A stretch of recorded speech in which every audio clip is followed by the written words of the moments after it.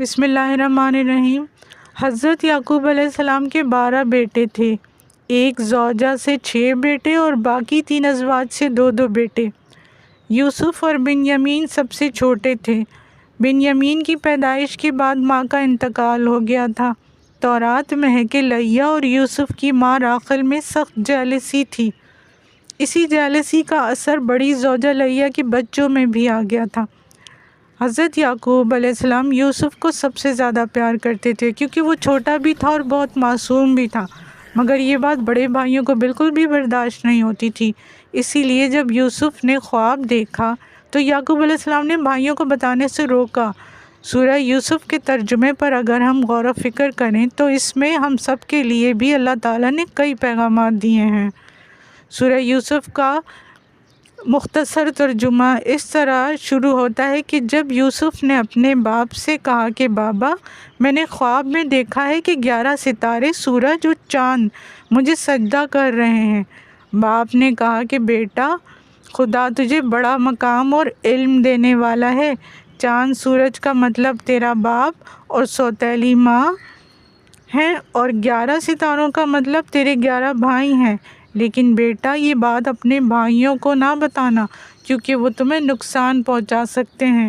لیکن یوسف کے بھائیوں کو پتہ چل چکا تھا کیونکہ سوتیلی ماں نے سن لیا تھا اور اس نے اپنے بیٹوں کو بتا دیا تھا۔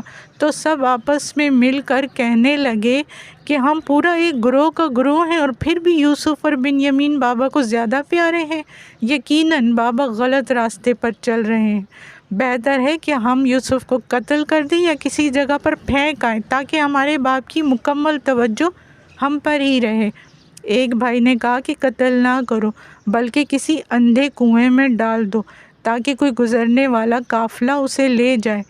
پھر سب مل کر باپ کے پاس آئے اور بڑی اداکاری سے بولے، بابا، سارا دن یوسف گھر میں اکیلا رہتا ہے، آج اسے ہمارے ساتھ جنگل جانے دیں تاکہ کھیلے کودے، خوش ہو، کھائے پیے۔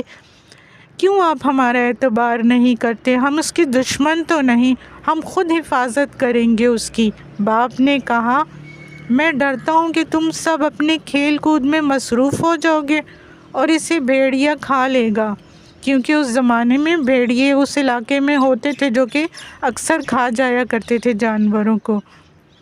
تو انہوں نے کہا، بابا، یہ کیسے ہو سکتا ہے کہ ہم پورا ایک گروہ ساتھ ہو اور بھیڑیا اسے کھا لے؟ پھر باپ سے اجازت لے کر سب جنگل گئے اور یوسف کو سچ مچ اندھے کنویں میں پھینک دیا۔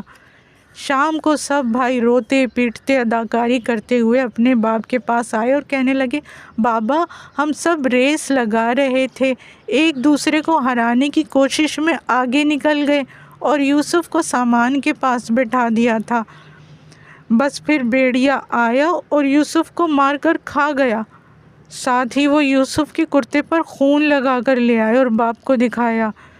باپ نے کرتا دیکھتے ہی کہا کہ تم لوگ جھوٹ بول رہے ہو، کیونکہ کرتا پھٹ گیا ہوتا تو اگر بھیڑیا کھاتا تو خیر، میں اللہ سے مدد مانگتا ہوں اور صبر کرتا ہوں۔ آخر باپ بھی کوئی عام انسان نہیں، پیغمبر یعقوب علیہ السلام تھے۔ ادھر کنویں میں یوسف پریشان، گھبرائے، ڈرے سہمے ہوئے رو رہے ہوتے ہیں کہ اللہ تعالیٰ ایک فرشتے کو وحی دے کر بھیجتے ہیں کہ یوسف، مایوس نہ ہو، ایک دن اللہ تعالیٰ تجھے بڑا مقام دے گا، ان سب لوگوں کے سامنے تجھے لے کر آئے گا اور یہ لوگ نہیں جانتے کہ کیا ہونے والا ہے۔